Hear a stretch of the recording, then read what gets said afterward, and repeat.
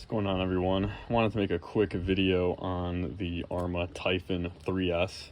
This has easily become one of my favorite cars to run, just because it handles so well. It only takes, one battery, whereas obviously if you're going bigger scale, sometimes you have a few batteries, two batteries to deal with. So it's nice you can run it on one 3S and it just completely rips, handles super well, really, really nimble, flies through the air amazingly. And yeah, as you can tell, I've used it quite a lot. I just wanted to go over a couple things that I think are the main weak points of this car that I've addressed, and also some annoyances. So I'll just get right into it. The first thing I really didn't like about this were the stock battery straps. They have this plastic piece that's actually kind of it's a part of the strap, unfortunately, so you can't just get rid of it. And I don't know, it's really awkward. You have to put the batteries in sideways, so they sit a little bit taller, and then it's just like there's a lot of extra wire here, and so their whole point of doing that is to tuck the wire under, kind of like under the strap, which is a good idea, but the plastic piece just doesn't fit right on every single battery, and it kind of, I don't know, it doesn't secure it extremely well. So I wanted to get rid of those. So I found these Garage Life RC straps. They're Kevlar straps. They're on eBay. I think they make other pretty solid products too, but this is the first item I've tried from Garage Life RC, and these are perfect. These are the 250 millimeter ones. I've actually bought the 300s, but they were actually, I just took them off. I just put the new ones on. These were a little bit long, and so I had to put some like foam spacers on top of the battery, and I didn't really like that. So they're still good straps. I might use them for something else, but for now, these are actually perfect. The 250 millimeter ones are fantastic for this particular car, or probably all of the Arma 3S cars. So that's the first thing, was battery straps. The next thing I broke was actually the rear hubs, and as you can kind of see in there, and I should have taken a wheel off, I forgot, but I just put on, they're Power Hobby branded. I think they're the same kit as Hot Racing, but they're aluminum rear hubs. I was cracking the rear hub right where it attaches to the arm, because I was doing jumps, and I was kind of landing, like this or like that or whatever, and over time it would just crack it, and it broke.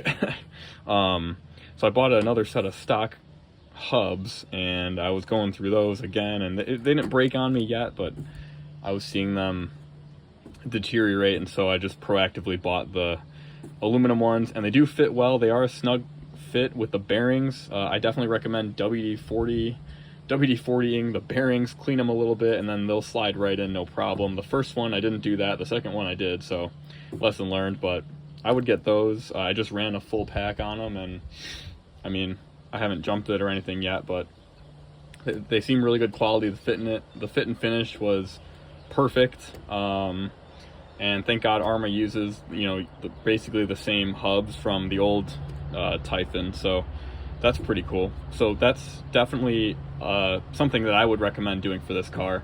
So battery straps, rear hubs.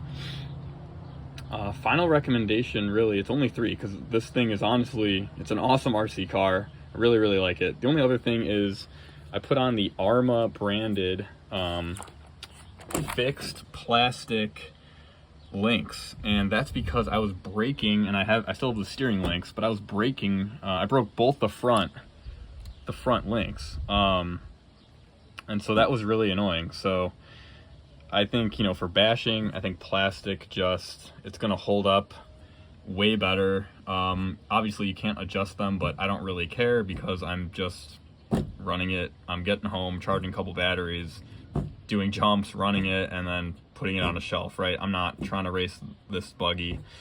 So I would definitely get those. They come stock on the 665, but then you have to, if you want to go bigger power on the 665, you got to do the whole brushless thing. So I would still buy the 2 to 3S brushless version of the Typhon, the 2 to 3S Typhon.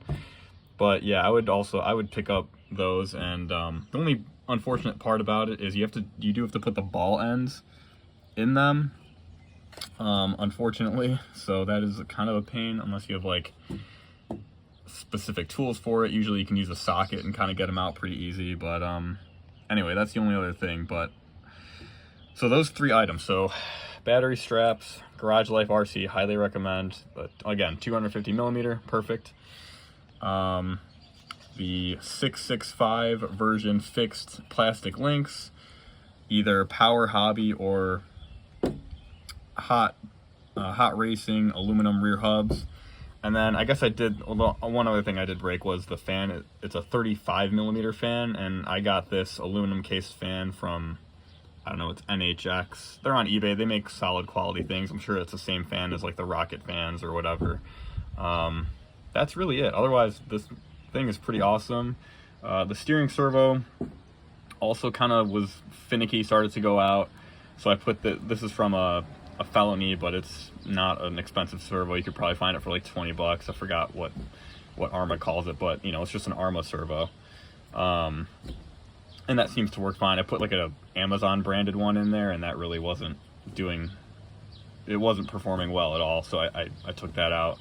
But yeah, that's it. Otherwise, it's an awesome RC buggy. I think it's probably the best buggy you can get for your money. And what I really like about it too is it's really light, and so batteries last forever on it. You know, 5,000. I mean, unless you're ripping it up and down the street back and forth, it's going to last you probably at least 15 or so minutes. And so if you have just a few batteries, you have a pretty good session going. So yeah, it's a really awesome car. The one last piece actually I will mention are the hexes on here. So not a problem with the hexes. They're aluminum, which is great out of the box, really nice. The problem is, depending on what you're driving on, so as you can see, there's rocks stuck in the wheel here, and these tires are absolutely shot. But that's besides the point. But what happens is, if you're running in like a more rocky area, which I've been doing recently, rocks will obviously get kicked up and get thrown around, and they'll hit the hex, and they'll also hit the axle in there. And as you can see, it's already kind of chipping away at the aluminum, and after a certain point, it'll get to a point where you can hardly take the nut off, to get the wheel off. So that's kind of a wear item on these. I've been trying to find a lock nut that will just go over the entire axle there, and I did find some also from NHX, but they don't go, they're not deep enough, so they don't sit extremely tight. They didn't fall off, but they just weren't the best, so I took them off and put the stock ones back on. But that's kind of depending on where you're running type thing. I just happen to run sometimes in like a little harsher environment, if you will, with some bigger rocks. But yeah, that's it. So hopefully this helped you guys, if you have a Typhon. If you don't have a Typhon 3S, the newest one, I definitely recommend it. It's an absolute beast. These are some really small items that I think, I'm not faulting the car for, honestly. And one of them, like the hubs, that's just depends on where you run. But the other 3 I think are good to have if you don't really care about racing or adjustments, and you're just looking for bashing and not having to think about it, and having secure batteries, all that good stuff. So yeah, that's it. Really great buggy, my first buggy. I'll probably get another one if this one ever kicks out. And yeah, hope you guys learned something, and I'll catch you in the next one.